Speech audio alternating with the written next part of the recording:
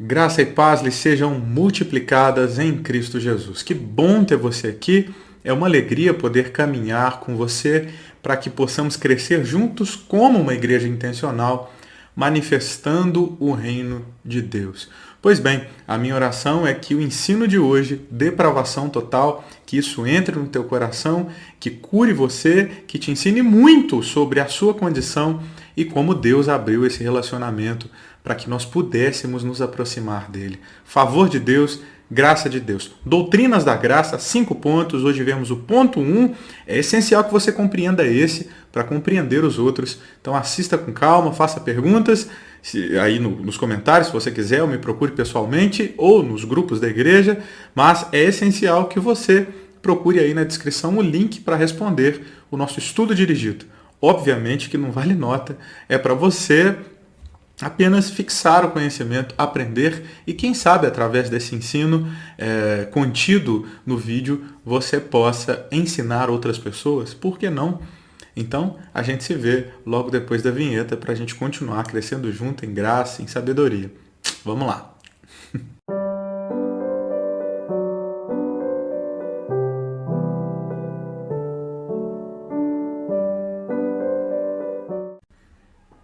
Vamos lá? Depravação total. Primeiro ponto dos 5 das doutrinas da graça. Bom e essencial lembrar que aqui estamos falando sobre salvação. Então, estes 5 pontos do calvinismo, as doutrinas da graça, estão falando sobre salvação, ok? Ou seja, a relação de um Deus soberano com um homem caído e pecador.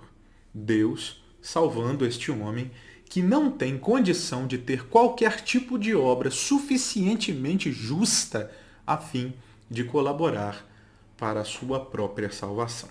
Ok? Para a gente entender, então, a depravação total, nós precisamos passar por uma série de pontos.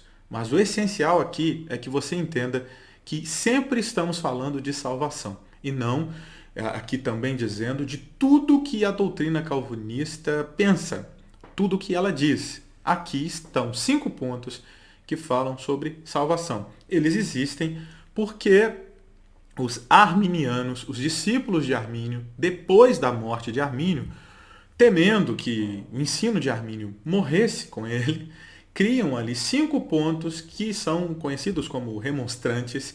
Estes 5 pontos vão debater com a maneira que Calvino ensinava. Calvino não está discutindo com Armínio, nem Armínio discutindo com Calvino. Calvino já tinha morrido, Armínio acaba de morrer, os discípulos de Armínio dentro da nação holandesa criam então esses 5 pontos e apresentam a liderança da nação. A nação holandesa era uma nação que vivia dentro dos ensinos reformados, portanto dentro dos ensinos calvinistas.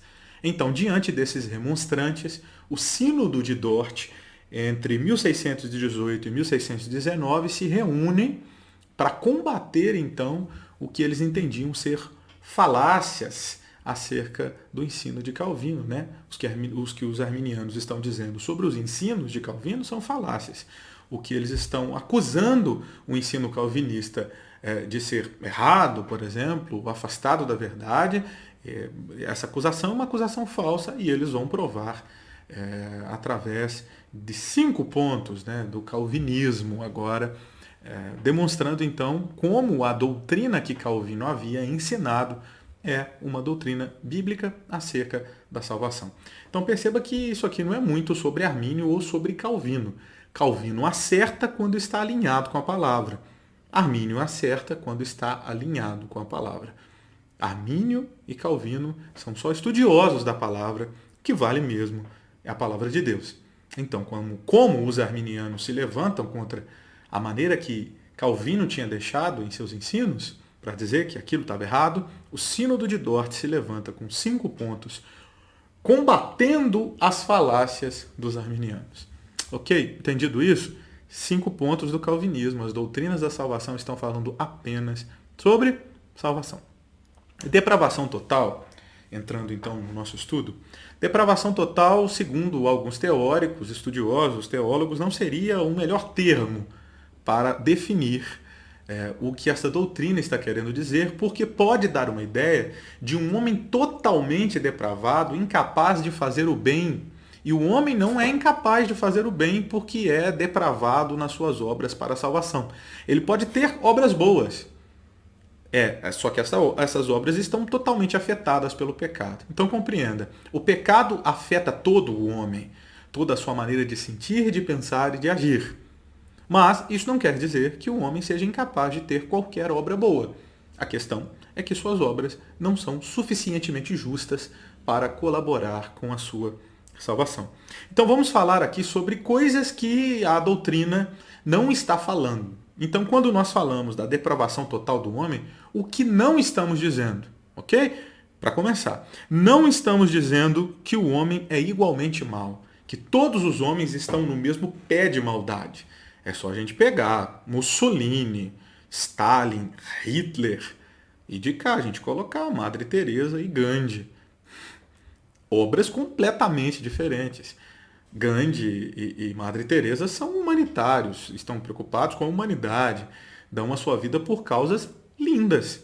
Hitler, Stalin, Mussolini são homens soberbos que querem o poder e por isso matam muita gente para estabelecer a sua maneira de pensar. A gente pode dizer que esse pessoal está no mesmo pé de igualdade com relação ao quanto eles são bons ou maus? Não dá nem para comparar, né, gente? Então, muito piores são esses ditadores do que estes humanitários, vamos assim dizer, não é? Apesar de Gandhi ser muito bom em suas obras e de Madre Teresa também ter obras muito boas e bonitas, estas obras estão contaminadas por um homem que caiu e por isso não são suficientemente santas para colaborarem para a salvação deles. Percebe? Outra coisa que depravação total não está dizendo. Não está dizendo que o homem perdeu o imago Dei, a imagem de Deus. Que o homem perdeu a consciência moral. Não. O homem continua tendo a imagem de Deus. Quando o homem cai no jardim, o pecado entra, o homem cai desta condição de justiça para a qual Deus o tinha feito e na qual Deus havia colocado este homem, ele decai desse lugar de graça e de favor e de plena salvação. A gente precisa lembrar que a Bíblia é uma revelação progressiva, ok? Dentro desta revelação progressiva, alguns elementos que estão ali condensados no começo, eles vão sendo ampliados para nós até chegar no cume, no ápice da revelação, que é a manifestação de Jesus, o Filho de Deus. Amém? Então, quando a gente olha para o Éden, há ali um protótipo do que é o reino de Deus, como Deus deseja que ele seja. No reino de Deus, já falamos muito sobre isso, Deus cria um ambiente perfeito, coloca um homem perfeito, governa sobre o homem que governa sobre o território. Ok? Aqui o homem está salvo, está em pleno relacionamento com Deus, está plenamente submissa à vontade perfeita de Deus. É um homem puro, santo, sua mentalidade é pura e santa, suas obras refletem a glória de Deus.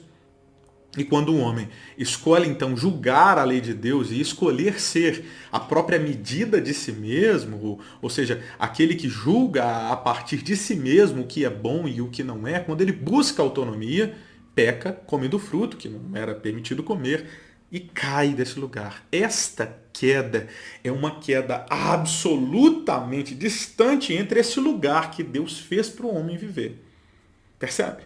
Então vamos imaginar aqui, só para estudar e ter uma visão prática da coisa, Deus cria o homem para andar neste patamar. E ele cai daqui, até aqui.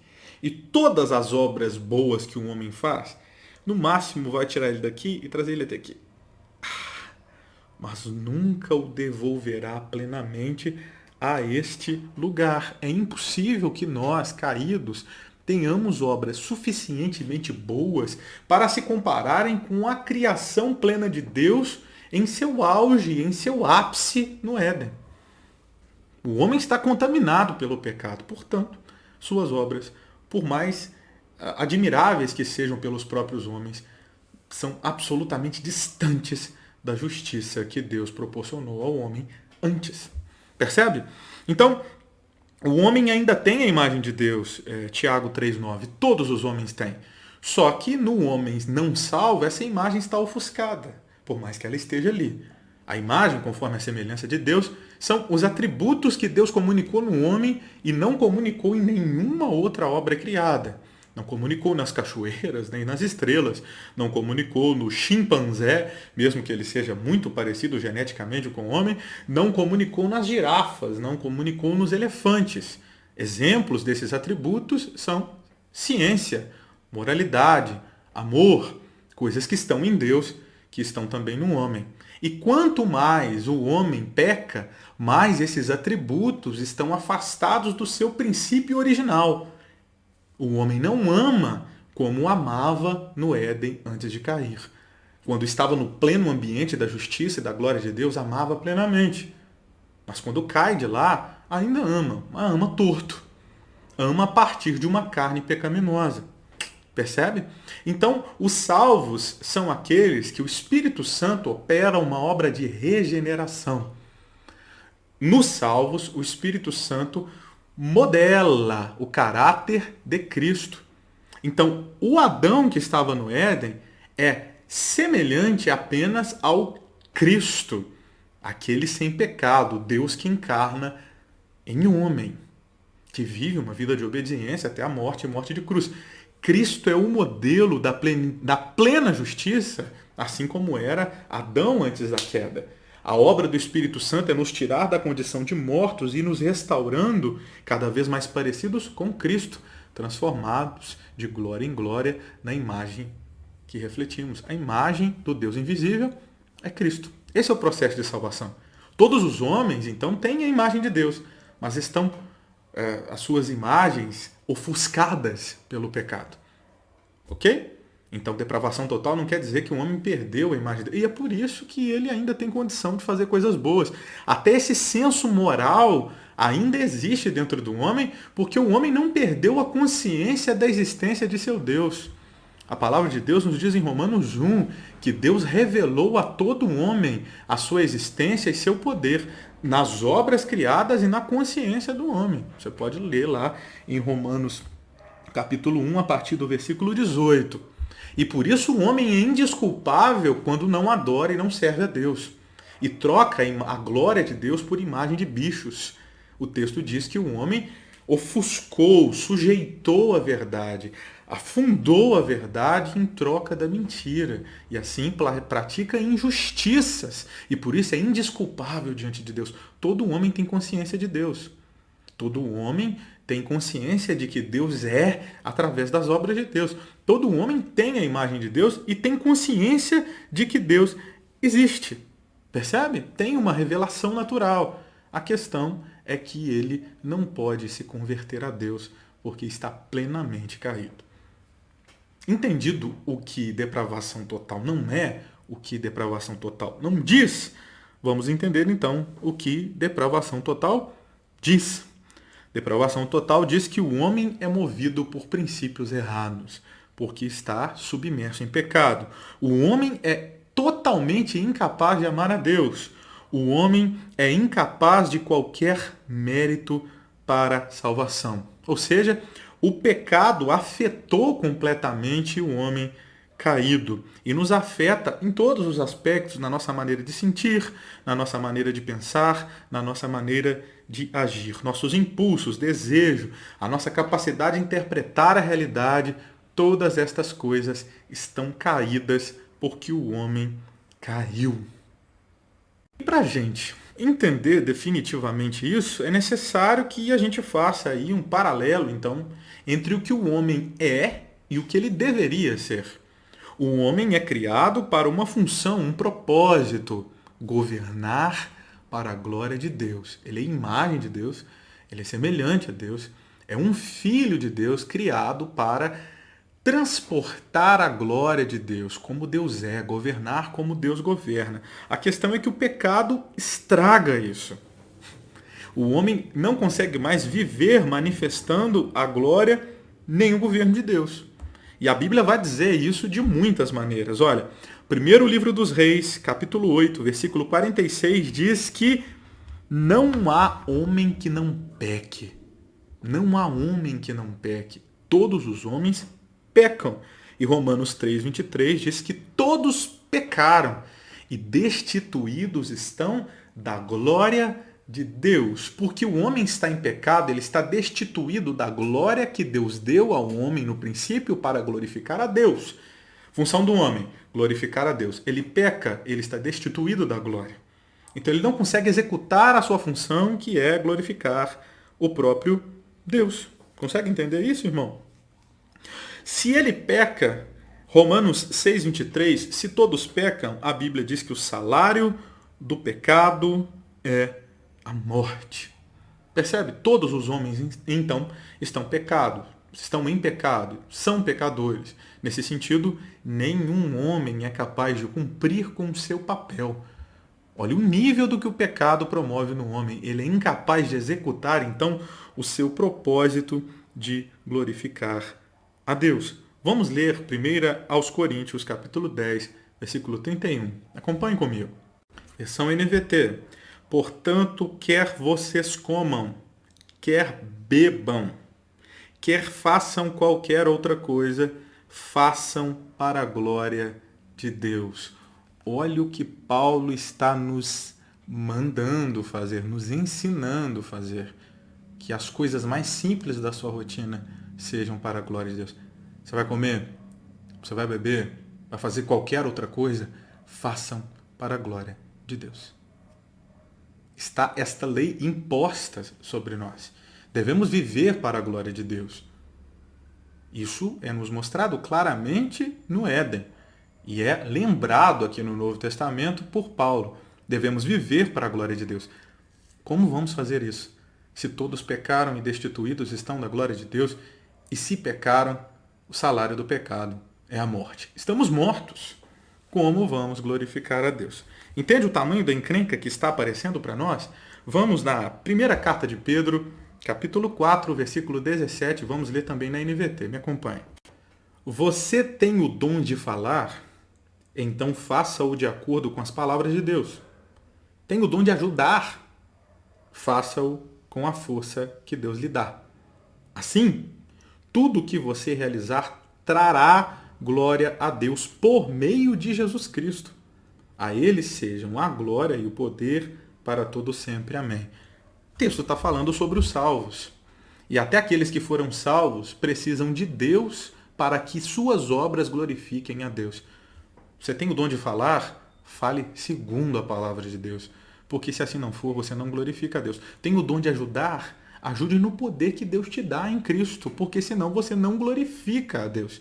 Ou seja, Deus nos criou para a sua glória, Deus nos criou para a sua glória, caímos por causa do pecado, destituídos fomos da glória de Deus. Como salário do nosso pecado recebemos a morte, não há um homem sequer que não tenha pecado.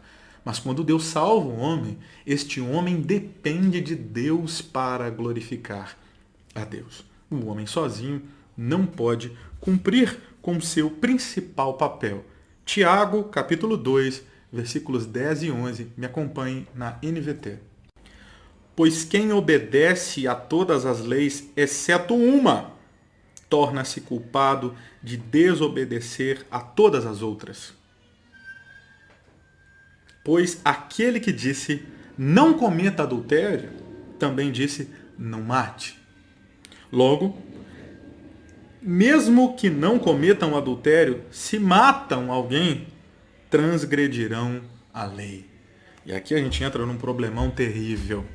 É impossível guardar a lei. E se pecarmos em um quesito, pecamos contra toda a lei. O homem é incapaz de glorificar a Deus. O homem é incapaz de viver para a glória de Deus. A mesma Bíblia que diz não mate, diz não adultere. Você pode me dizer, são pecados graves, Davi, eu não mato nem adultero. Mas será que não desejo o que é do outro? Será que não mente? E se faz? E quando a gente olha para o Sermão do Monte, irmão, a gente tem um problema sério. Porque Jesus está dizendo, não adultera com a mulher apenas aquele que se deita com ela, mas aquele que pensa ter deitado. Não é homicida apenas aquele que mata, mas aquele que fala mal do outro.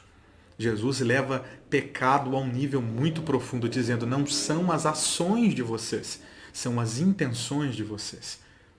E se a gente olha para aquilo que Jesus nos ensina, ele ensina que as nossas intenções estão absolutamente corrompidas. Daqui a pouquinho a gente vai usar textos de Jesus dizendo isso. Mas é importante aqui a gente perceber que o homem é absolutamente incapaz de cumprir com seu mandamento. E aí você pode me dizer: mas por que é assim? Por que é tão pesado? Por que se eu peco contra um quesito, por mais que seja pequeno aos meus olhos, já me impossibilita de qualquer obra boa? Porque Deus disse. E aqui está o problema sério. Nós fugimos de lidar com Deus absolutamente santo e poderoso. A palavra de Deus que criou todas as coisas diz a você: não minta. O mesmo poder criador do universo diz a mim e a você: não deseje o que é do outro. E aí, quando olhamos para nós e para a nossa incapacidade absoluta de viver a nossa função, que é glorificar a Deus, damos atenção para o nível de depravação que todos nós, inclusive os salvos, carregamos. Se faz então necessária uma volta ao Éden. Nós estamos estudando sobre a queda, aí no canal da igreja você tem uma série de vídeos falando sobre isso. Quando olhamos para a queda do homem, percebemos então qual é a distância que ficamos deste lugar para o qual Deus nos chamou. Qual é então a condição que o homem assume depois de comer do fruto? Quando a gente olha para Gênesis 3, nós vemos um homem caindo. Mas se voltarmos os capítulos 1 e 2, nós vamos ver um homem bom e justo. Sim, Deus fez o homem bom e justo, imagem conforme a semelhança de Deus. No capítulo 3, ele desobedece a Deus e cai. Quando olhamos para o capítulo 5, vemos uma palavra fatal. Os homens agora são segundo a imagem de Adão. Vamos acompanhar o texto? Gênesis 5, na NVT. Esse é o relato dos descendentes de Adão. Quando Deus criou os seres humanos, formou-os semelhantes a Deus. Criou-os homem e mulher. Quando foram criados, Deus os abençoou e os chamou humanidade. Aos 130 anos, Adão teve um filho chamado Sete, que era semelhante a ele, a Adão, à sua imagem. Depois do nascimento de Sete, Adão viveu 800 anos, teve filhos e filhas. Adão viveu 930 anos e morreu. Gênesis 5 está trazendo para nós um relato complicado. Fomos feitos imagem de Deus e a partir de Adão, em pecado, somos imagem de Adão. Os homens nascem, então, dentro desta condição caída. E Gênesis 6 vai dizer para nós que o homem chegou em um nível de maldade tão grande que esta maldade se espalha sobre a terra, que todas as imaginações e pensamentos do homem eram continuamente maus. Gênesis capítulo 8, versículo 21, vai dizer para nós que a imaginação do homem é má desde a sua meninice. O homem cai. E em Adão nascem Adõezinhos, a imagem deste homem caído, e esta maldade vai aumentando. A gente sabe onde isso vai culminar, né? Deus vai destruir tudo e salvar só a Noé e a sua família, e a gente sabe que isso não vai resolver muita coisa, né? Então, a Bíblia vai dizer para nós que a criança já é má. Provérbios 26:6 está dizendo para nós uma coisa importante. Acompanhe comigo. 22:6, Provérbios 22:6. Ensine os seus filhos no caminho certo e, mesmo quando envelhecerem, não se desviarão dele. Por que a criança precisa ser ensinada? Porque ela já é má. Se você em algum momento esteve na salinha de crianças de uma igreja ou trabalhou na escola, você sabe muito bem como criança é um bicho mau. A criança já nasce má. porque é filha de Adão, é filha da queda. A criança então precisa ser discipulada, ensinada a fim de não fazer o que é mal. Jeremias 17, versículo 9. Olha o que a Bíblia está dizendo sobre a condição do homem e do seu coração. 17:9, Jeremias 17:9, o coração humano é mais enganoso que qualquer coisa e extremamente perverso. Quem sabe de fato quanto é mal? O coração do homem é maligno, enganoso é o coração do homem, diz Almeida atualizada, revista atualizada. Enganoso é o coração mais do que todas as coisas e desesperadamente corrupto. Quem o conhecerá? Essa é a condição do homem desde criança. A criança tem um coração corrupto. A gente não precisa dizer para criança, não fala isso. Já viu criança como coloca apelido em outras crianças e como se descobrir um defeitozinho da outra, um probleminha na rotina da outra, como ele coloca o dedo? É mal. E aí a gente precisa parar para pensar numa coisa complicada. A gente que gosta tanto dos bebês e os acha tão lindos, não há um ser tão mal quanto uma criança. Desesperadamente mal, ele precisa ser doutrinado, ensinado na palavra de Deus. A palavra de Deus vai dizer aos hebreus que deviam inculcar a palavra nas crianças, enfiar na cabeça delas e falar da lei de Deus enquanto andavam sentando, levantando, que tinha que escrever a lei na parede, nos umbrais das portas, que a palavra tinha que estar na vida dos pais. Por quê? Porque a criança é absolutamente corrupta, ela precisa ser ensinada, ela é a essência do Adão caído.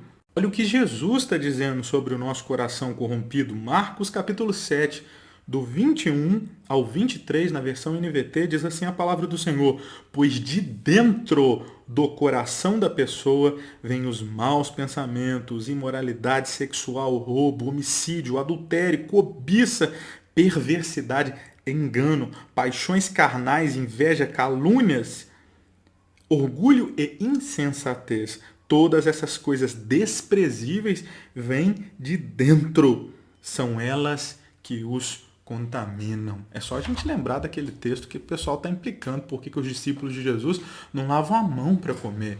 Jesus está dizendo a maldade do homem não é de fora para dentro, é de dentro para fora. É fato que o ambiente nos contamina, que o ambiente em que somos criados, ele de certa forma modela quem somos, mas é irrevogável o fato de que o homem já nasce em uma condição corrupta. Se a sociedade é má porque está submissa a Satanás e construída por homens corruptos de dentro para fora. Olha o perigo disso.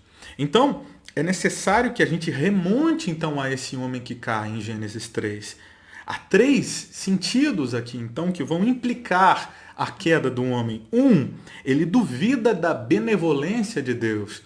Então, Satanás corrompe o homem a pensar que Deus, ao invés de abençoá-lo, impedindo que comesse de um fruto e que permitindo que comesse de todos os outros, na verdade, Deus está escondendo algo que esse fruto dá. O homem começa a duvidar, então, da bondade de Deus, e 2, vai duvidar, então, da palavra de Deus.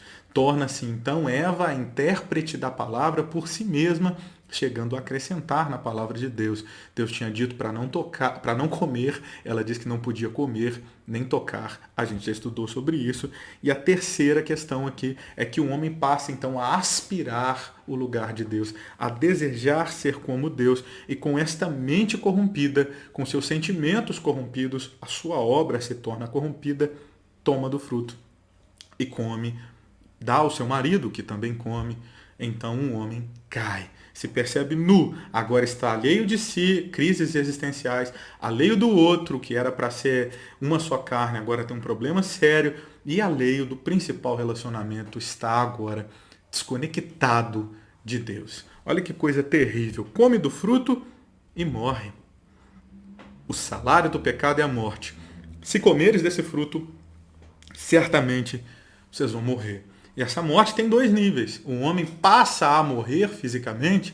Você pode olhar para o Gênesis e ver que as pessoas viviam ali 900 anos, centenas de anos. A gente vai ver depois em Noé, quando todo o homem é morto e sobra só aquela família de Noé, 8 pessoas. a Bíblia vai dizer que agora a idade do homem será 120 anos. Quando a gente chega lá no meio da Bíblia, a gente já vê Salomão nos dizendo em suas sabedorias, em seus textos sapienciais, dizendo para nós que depois dos 80 o que sobra é enfado e cansaço. Hoje a gente tem uma expectativa de 70 e poucos anos no Brasil, mas lá na Idade Média as pessoas já viveram 30, 40. Então o homem vai vivendo cada vez menos. Por mais que hoje haja uma alimentação melhor, que hoje haja uma série de remédios que a gente pode tomar, inclusive as vacinas, que ajudam muito, diga-se de passagem, é necessário a gente compreender que o homem passa a morrer fisicamente, coisa que não aconteceria antes. Mas a principal morte, a que mais nos contaminou, a grande e fatal que nos afasta de Deus, é a morte espiritual, marcada aqui por um homem independente de Deus, alheio do outro, alheio de si. O homem está em pleno conflito em sua queda, está separado porque agora é impedido de estar no Éden e incapaz, visto que as suas próprias obras não conseguem resolver as coisas no mundo. O mundo vai indo de mal a pior. A gente já viu, né?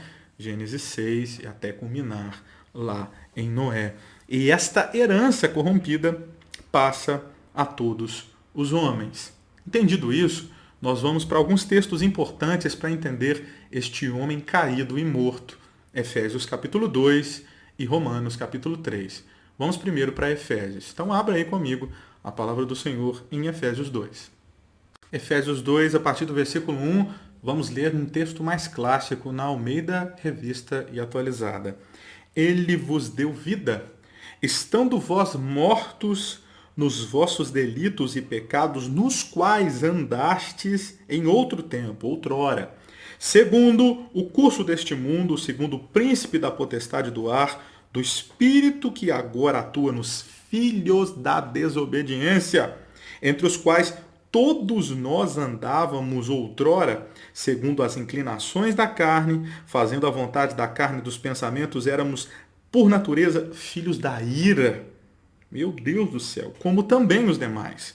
Mas Deus, sendo rico em misericórdia, por causa do grande amor com que nos amou, e estando nós mortos em nossos delitos, nos deu vida juntamente com Cristo, pela graça sois salvos, e juntamente com Ele nos ressuscitou e nos fez assentar nos lugares celestiais em Cristo Jesus, para mostrar nos séculos vindouros a suprema riqueza de sua graça em bondade para conosco em Cristo Jesus.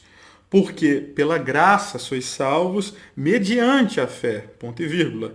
E isto não vem de vós, é dom de Deus, não vem de obras para que ninguém se glorie, pois somos feitura dele, criados em Cristo Jesus para boas obras, as quais Deus de antemão preparou para que andássemos nelas. Deus nos salvou para mostrar a sua graça nos séculos vindouros. A salvação é para a glória de Deus. Fomos criados para a glória de Deus, incapazes de glorificar a Deus. Já chegamos aqui nesse ponto, né? Mas Deus nos salva para a glória dele, para que a sua graça seja mostrada. Graça, favor e merecido. 4 coisas para a gente salientar deste texto.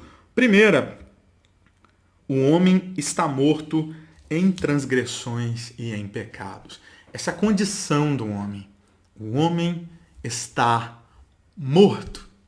É claro que nem toda a corrente filosófica pensa assim, né? Existe uma série de opiniões sobre o homem, né? Por exemplo, os otimistas.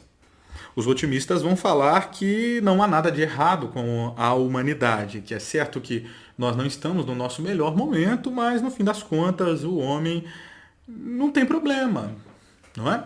A gente vai ver filósofos otimistas, como John Locke, por exemplo, que diz que o homem é uma tábula rasa, quando nasce é uma folha em branco. Ele não é nada, ele é um ser neutro. Que visão otimista! Ele há de ser o que se escrever nele. Diferente dele, Rousseau, apesar de também otimista, diz que o homem nasce bom, mas a sociedade o corrompe. Se nos tornamos maus é porque estamos dentro de uma sociedade má. Também otimista. Mas nem todos são tão otimistas. Depois do primeiro grupo, temos o grupo dos realistas, que vão dizer, se não há nenhum problema com o homem, então por que existem guerras, fome, pobreza? Nós estamos num momento péssimo. Realistas vão olhar para a nossa situação, Brasil, 2021, mais de 500 mil mortos.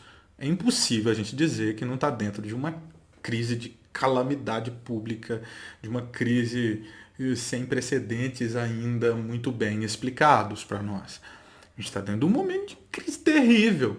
Mas os realistas vão dizer, é ruim, mas não é incorrigível. Se colocar autogoverno lá, muda. Quando colocaram o último, disseram isso. Percebe? É ruim, mas não é que não tenha jeito de ser um pouco melhor. Mas não é esta a visão de Paulo, não é esta a visão bíblica. Para a Bíblia, terceira visão aqui, nós não somos neutros ou nascemos bons, não há um otimismo com relação ao homem e nem o realismo se aplica no sentido de que o homem está mal, mas pode estar melhor. A Bíblia diz que o homem é um ser morto se não for salvo por Deus, se não for aquele Deus todo-poderoso e misericordioso, alguém que escolhe nos dar vida. A menos que Deus haja dando vida, o homem é um cadáver. Uau! O homem é um cadáver. Então, qualquer visão que não olhe nesse sentido, ela é antibíblica. É antibíblico dizer que o homem sem a graça, consiga responder com arrependimento, fé e confissão de pecados. Que sem o favor de Deus, o homem não é totalmente decaído e morto. Ele tem um jeito de responder à graça e depois a graça responde a ele. Isso é absolutamente antibíblico, né? Segunda coisa para a gente dizer de Efésios 2 é que o homem pratica o mal ativamente. Apesar de estar morto em pecados e em delitos, ele comete pecados e delitos. É um cadáver ambulante. Como diria o teólogo John Gestner, o homem é como um zumbi em estado putrefado, fedorento em pecado e caminhando faminto. Só que este zumbi que somos antes do Senhor nos alcançar não tem fome de cérebro, tem fome de pecado. A fome do homem, o amor do homem está em seus delitos. É um morto-vivo, desejoso de corrupção, levanta a sua fronte contra Deus e peca, porque não lhe falta a compreensão da existência de Deus, mas ele se recusa a obedecer a este Deus. Ele é incapaz de corresponder a este Deus. Terceira coisa para a gente dizer sobre Efésios 2, este pecador, este zumbi, este morto-vivo, ele é pecador escravizado. O texto vai falar sobre 3 níveis de escravidão, as quais submetem o homem, né? Primeiro é o mundo, né? Escravo do mundo. O versículo 2 vai dizer para nós, nos quais costumavam viver como o resto do mundo, diz a NVT. Almeida, Revista Atualizada, diz, nos quais andastes outrora segundo o curso deste mundo. É o que Paulo clama à igreja de Roma, né? No capítulo 12, versículos 1 e 2. Eu rogo que haja uma transformação de mente para que vocês não tomem a forma do mundo, não vos conformeis. É fato que o mundo nos modela, nos influencia. É impossível a gente dizer que o ser do século XXI é o mesmo ser humano do século XV, do século I. A consciência social modela este homem de maneiras diferentes. Fato é que esta cultura é sempre quebrada e pecaminosa. Estamos então afastados de Deus porque estamos submissos a uma maneira mundana de pensar. outra escravidão que nos acomete, nos escraviza, além da cultura, da cosmovisão, esta maneira humana de pensar, portanto de sentir, portanto de agir mundana, o homem também está escravo da sua própria carne. O versículo 3 diz, segundo os desejos da carne, segundo a vontade da carne, escravos então das vontades da carne. Olha que coisa terrível. Lá em Romanos 6,17, acompanhe comigo. NVT, Romanos capítulo 6, versículo 17. Graças a Deus, porque antes vocês eram escravos do pecado, mas agora obedecem de todo o coração a este ensino que lhes transmitimos. Olha para você ver, o salvo tem capacidade de responder ao ensino porque foi salvo. E olha o que Jesus nos diz em João capítulo 8, 34. Eu lhes digo a verdade, todo o que peca é escravo do pecado. O homem escravizado pelo pecado, escravizado pela cultura, está morto em pecados e em delitos, andando morto, zumbi, podre, desejoso, faminto pelo pecado. Essa é a condição do homem que também, para piorar a situação, ainda é escravo do príncipe da potestade do ar. Cativo, então, por Satanás. Cativo, então, pelos desejos da carne. Cativo, então, pela cultura, pela cosmovisão caída de seu tempo. O homem é incapaz de reagir a Deus. Está morto. E Deus se aproxima deste homem e lhe dá vida. Percebe? Antes que Deus, pela graça, nos salve, vemos o quarto ponto de Efésios, capítulo 2, e aqui o mais problemático é que o homem é objeto da ira de Deus por natureza. O texto nos chama de filhos da desobediência e nos chama de filhos da ira. Como as pessoas não levam o pecado a sério, não levam a sério as suas consequências. A ira de Deus está sobre os desobedientes, sobre os filhos da desobediência, são filhos então da ira de Deus. Deus está irado com relação ao pecado do mundo, mas como alguém pode levar a sério a consequência se não leva a sério a Deus e a sua palavra? Não é assim que o homem cai no Éden, julgando a palavra de Deus, ele tira então a palavra de Deus de foco, logo tira a consequência da palavra de Deus de foco. Não é essa a estratégia de Satanás? É isso que Deus disse? E quando Eva se corrompe, acrescentando na palavra, Satanás entra com o golpe final. Na verdade, não há morte, o que há é um benefício escondido. Você irá para uma realidade mais robusta, para uma realidade ainda mais incrível do que essa, mais elaborada, quando você comer do fruto. Não tem morte, tem vida mais elaborada, tem coisa melhor. Não é isso que a gente faz. A gente não troca o juízo de Deus pela consequência benéfica que o prazer do pecado há de nos trazer. Se nós não temos convicção da palavra de Deus e temor a Deus, não teremos temor da ira que irá nos alcançar. O Antigo Testamento usa mais de 20 palavras para falar sobre a ira de Deus e mais de 600 passagens nos dizendo sobre a ira de Deus. Mas o Novo Testamento também nos fala sobre a ira de Deus. E eu quero destacar o texto de Hebreus, capítulo 10, versículos 30 e 31. Acompanhe comigo. Hebreus 10, 30 e 31 NVT, pois conhecemos aquele que disse, a vingança cabe a mim, eu lhes darei o que merecem. E também o Senhor julgará o seu povo. Que coisa terrível é cair nas mãos do Deus vivo. Você achou que a ira de Deus tinha ficado só no Antigo Testamento? Meu querido, a ira do Senhor ainda repousa sobre aqueles que praticam a injustiça. E eles são incapazes de corresponder à graça de Deus. Vamos terminar estudando Romanos capítulo 3. Vamos juntos? Romanos 3, a partir do versículo 9, versão Almeida, revista e atualizada. Lembrando que o mais importante para nós são os versículos 11 e 12, mas nós vamos ler até o 20 para você ter dimensão de quem é esse homem caído, segundo a palavra de Deus. Que se conclui, temos nós qualquer vantagem? Não, de forma nenhuma, pois já temos demonstrado que todos, tanto judeus como gregos, estão debaixo do pecado, como está escrito: não há justo, nenhum sequer, não há quem entenda, não há quem busque a Deus. Isso que nós vamos estudar, mas vamos continuar. Todos se extraviaram, a uma se fizeram inúteis. Não há quem faça o bem, não há nenhum sequer. A garganta deles é sepulcro aberto, com língua urdem engano, veneno de víbora está nos seus lábios. A boca eles têm cheia de maldição e de amargura, são os seus pés velozes para derramar sangue, nos seus caminhos há destruição e miséria.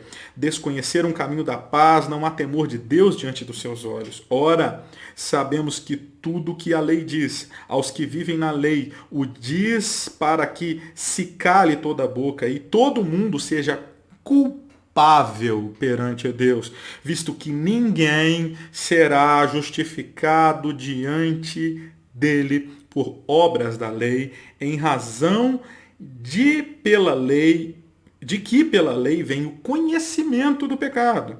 Mas agora, sem lei se manifestou a justiça de Deus, testemunha pela lei e pelos profetas. Aí a gente não vai ler mais. Até aqui é importante perceber. Então, essa é a condição do homem caído. 3 coisas. Número 1, natureza moral desse homem tombado. Ninguém é justo, não há um justo sequer. Não há. E justiça que a gente precisa perceber não pela nossa perspectiva, mas pela perspectiva de Deus. Porque pela nossa perspectiva, a gente vai dizer que nós somos capazes de fazer o bem e logo somos capazes de agradar a Deus. Não há uma série de religiões nesse sentido, né, que vão quebrar, então, com a possibilidade de uma reencarnação pior, ruim, se agora tiverem boas obras, ou que vão destruir o karma, se então responderem de maneira adequada nesta vida, tendo oportunidade numa próxima.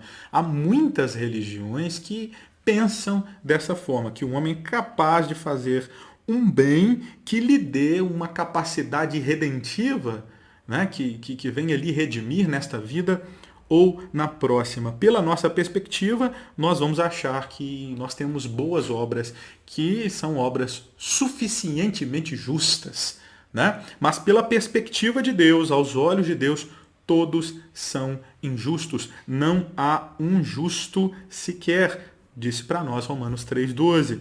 Então, a nossa justiça e a justiça de Deus seria um exemplo interessante da gente utilizar. Já brincou de banco imobiliário? A sua justiça é o dinheiro do banco.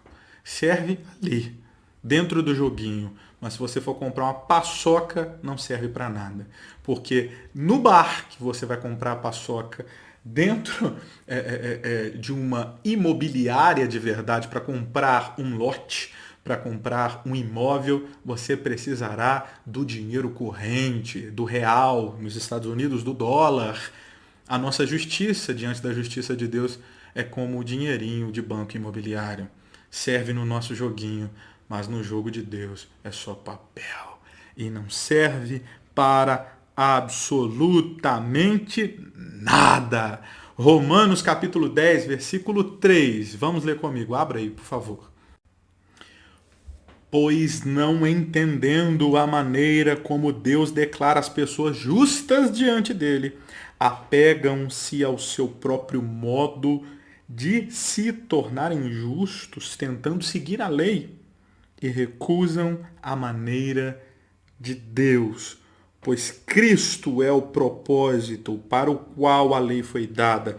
Como resultado, todo o que nele crê é declarado justo. A justiça de Deus apenas nos alcança na obra redentiva de Jesus. Paulo está dizendo aqui: eu gostaria muito que os meus irmãos judeus fossem salvos, mas eles não entendem a maneira que Deus justifica. Eles acham que Deus justifica pelas obras da lei. Eles operam obras da lei achando que assim se tornam justos.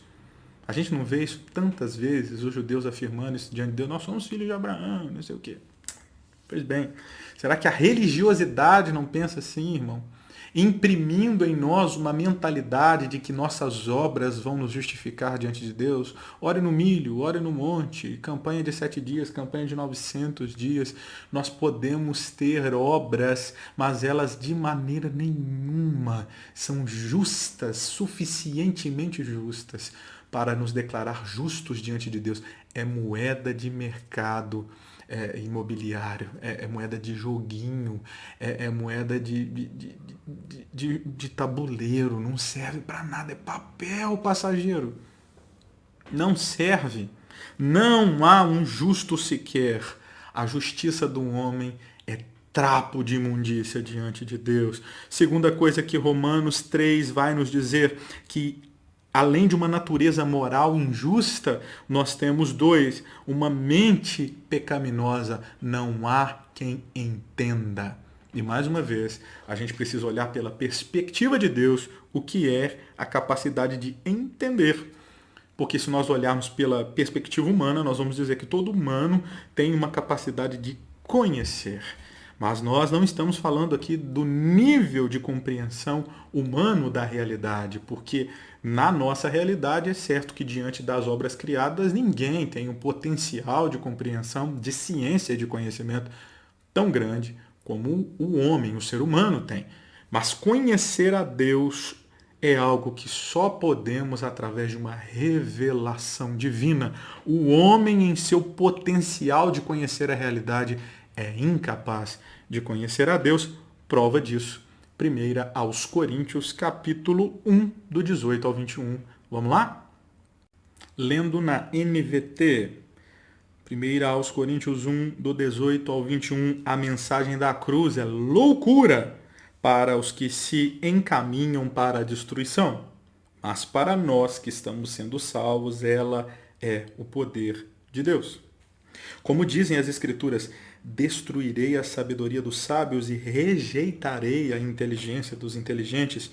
Diante disso, onde ficam os sábios, os eruditos e os argumentadores dessa era? Deus fez a sabedoria desse mundo parecer loucura, visto que Deus, em sua sabedoria, providenciou que o mundo não o conhecesse por meio da sabedoria humana.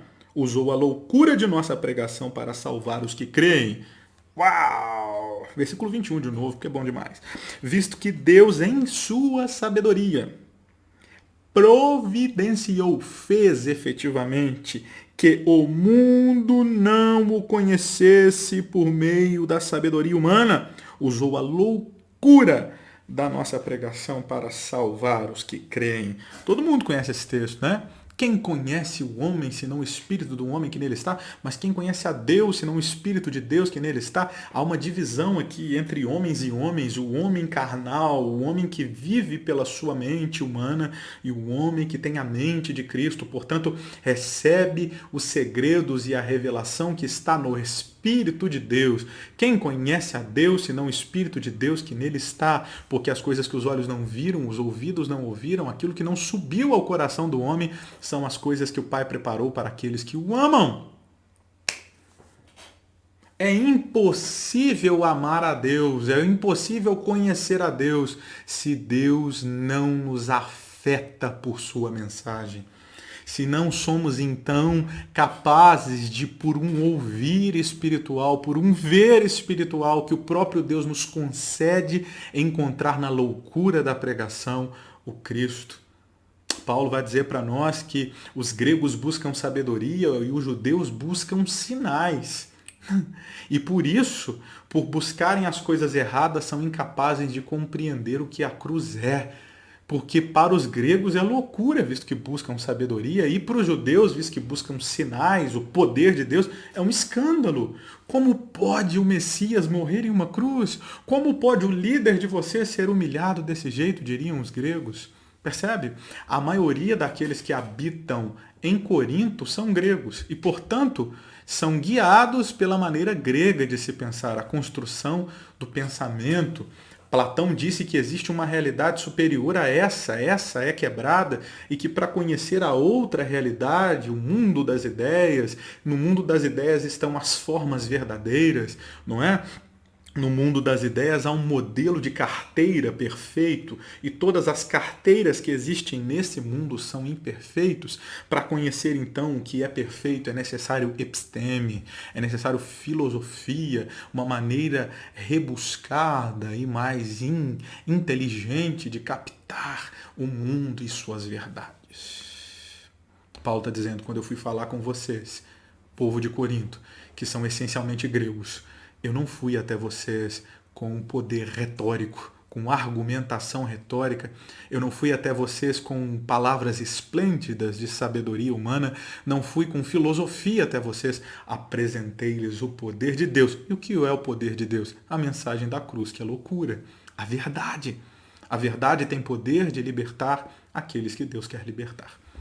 Pela mente humana, pela capacidade humana, é impossível conhecer a Deus. Você pode me dizer, mas tem um monte de matérias na teologia de gente que não é cristã e falam de maneira inteligentíssima. Concordo.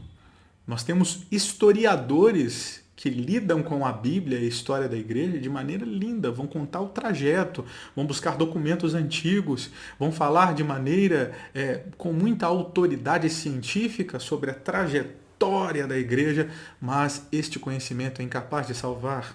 Nós podemos olhar, por exemplo, para filósofos que vão tratar, por exemplo, a ideia de cristianismo com uma argumentação linda e bem arranjada, mas isso não é o suficiente para conhecer a Deus. Para Deus, essa sabedoria é loucura, não serve para nada.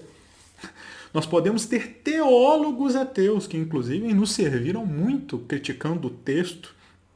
Você que está dentro do Clube do Livro sabe muito bem disso, a importância dos teólogos ateus para mexerem em certas coisas que talvez nós, crentes, não mexeríamos, a julgarem os textos, a julgarem as narrativas, a olharem por aqui a crítica textual e coisa e tal.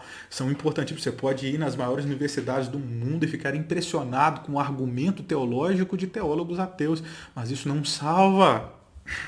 A sabedoria de Deus não pode ser acessada por conhecimento humano. Então já vimos duas coisas. A natureza moral do homem é caída, não há um justo sequer. A mente do homem, 2, é caída, não há quem entenda. E para terminar, não há quem busque a Deus. A vontade do homem está cativa nele mesmo. Não há quem busque a Deus. E aí isso pode trazer escândalo. Você diz, um monte de gente buscando a Deus, velho. Um monte de gente buscando a Deus aí, ó. A gente pode ver um monte de religião, nós somos todo mundo buscando a mesma coisa. Mentira! O ser humano é um ser religioso. Ser ateu é coisa moderna agora. Segundo Augusto Nicodemos, nós temos 8% de ateus no mundo. 92% de pessoas pias, que creem em alguma coisa. Não é? É inerente à condição humana buscar aquilo que lhe transcende. Por que o ser humano busca uma compreensão para além de si? Porque é ainda impactado por imago Dei. Ainda tem imagem de Deus. Ainda há uma revelação natural na sua consciência e na natureza que existe algo transcendente que fez isso tudo. Nós somos seres religiosos. Você acha que quem busca no horóscopo respostas para a vida não é alguém buscando uma resposta religiosa da coisa? Eu conheci na faculdade de filosofia um monte de gente que não acreditava em Deus, acreditava em horóscopo. O que é isso? Até não crer na existência de Deus é crer em algo. Nós somos seres inerentemente religiosos. A questão é que nós fugimos da compreensão de um Deus plenamente santo e elevado. Até o nosso próprio cristianismo pós-moderno foge de encarar a Deus como santo, justo e poderoso. A nossa religiosidade tem mais relação com o medo que sentimos de ser punidos por um Deus. Triste perceber isso. O medo de recebermos más colheitas na nossa vida financeira, na criação dos nossos filhos, nas nossas empresas, nos nossos casamentos. Temos então medo de um castigo de uma deidade. Temos também interesse no poder que essa deidade pode nos dar, buscando então conforto nela. Aqui é que está, irmão. Aqui é para trazer desconforto para nós. Será que a nossa religiosidade nos leva a um Deus porque temos medo de seu juízo e porque queremos o seu favor?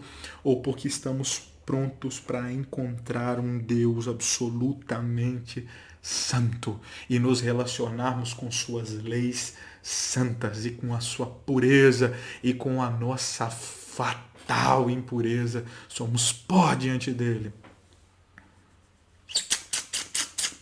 O que a Bíblia diz sobre este ser religioso que é o ser humano? João capítulo 5, versículo 40 diz: e não quereis vir a mim para ter vida. Jesus diz que o ser humano não quer ir a ele. E mais do que a ausência de desejo, João 6, versículos 44 e 45, Jesus diz que ninguém pode vir a mim se o Pai não o trouxer. Então, neste homem pecaminoso e caído, não há desejo de ir a Deus. Vocês não querem vir a mim para ter vida. E mais do que não querer, há um não poder. Há uma incapacidade no homem caído de, por suas próprias obras, procurar a um Deus. Ele pode procurar a religiosidade. A Deus ele é incapaz se não for o favor de Deus. João 15:5 diz sobre aqueles que já estão conectados em Cristo: sem mim nada podeis fazer. João 3, do 19 ao 21, texto famosíssimo que diz que a luz veio ao mundo e os homens, ao invés de amarem a luz, amaram as trevas, porque as trevas concordam com as suas obras e aqueles que amam a luz vêm para a luz para suas obras serem manifestas. O que é a salvação, então? Senão o conhecimento de um Deus todo-poderoso e de um homem absolutamente falível e incapaz de buscá-lo. E diante de nossa pobreza de capacidade, fomos chamados quando ainda estávamos mortos para as boas obras, as quais o Senhor preparou de antemão para que andássemos nelas.